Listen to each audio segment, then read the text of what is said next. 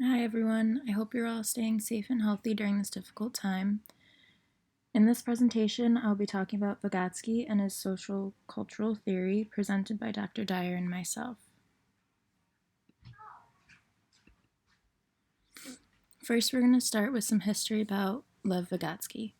He was born in Belarus, Russia on November 17, 1896, and died on June 11, 1934, due to persisting tuberculosis. Vygotsky graduated from Moscow State University in 1917 with a degree in law, and because of his Jewish heritage, he was limited in the course options he could take. Later, in 1925, he received his PhD from the Institute of Psychology in Moscow, where he stayed to teach and research. Despite being plagued by tuberculosis his entire adult life, Vygotsky was a prolific writer, producing 6 major books on his research. His writings were suppressed by the repressive Stalin communist regime and did not become public to the Western world until 1980s. Now on to Vygotsky's theory. In Vygotsky's time, the field of psychology was very young, and he was one of the first to believe in validity of naturalistic observation. His theory includes ZDP, or zone of proximal development, scaffolding, and more knowledgeable other, or MKO.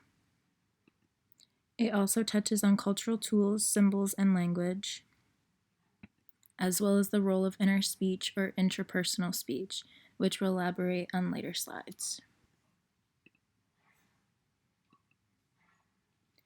The zone of proximal development is the zone between the most difficult thing a child can do independently and the most difficult thing a child can do with the help of a more knowledgeable other.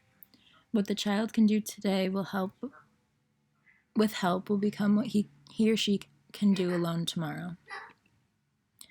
Scaffolding is adjusting the support offered during a teaching session to fit the child's current level of performance. As competence increases, the adult gradually and sensitively withdraws support, turning responsibility over to the child.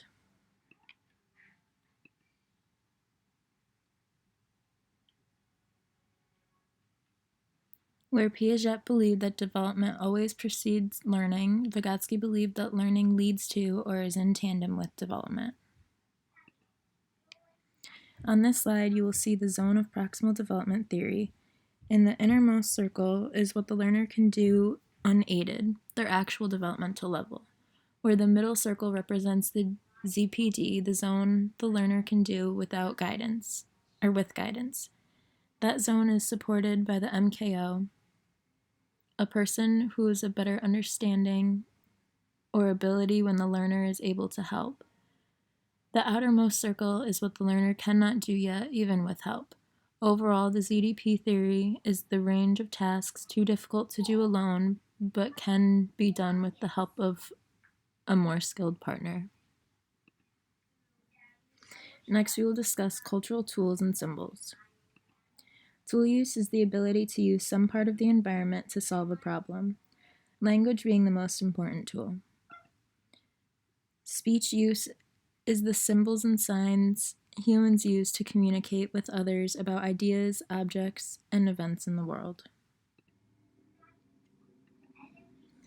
When the tool-using infant drops into the speech-using preschooler, she becomes catapulted into a whole new level of intellectual functioning. Symbols include written and spoken language, numbers, signs, etc.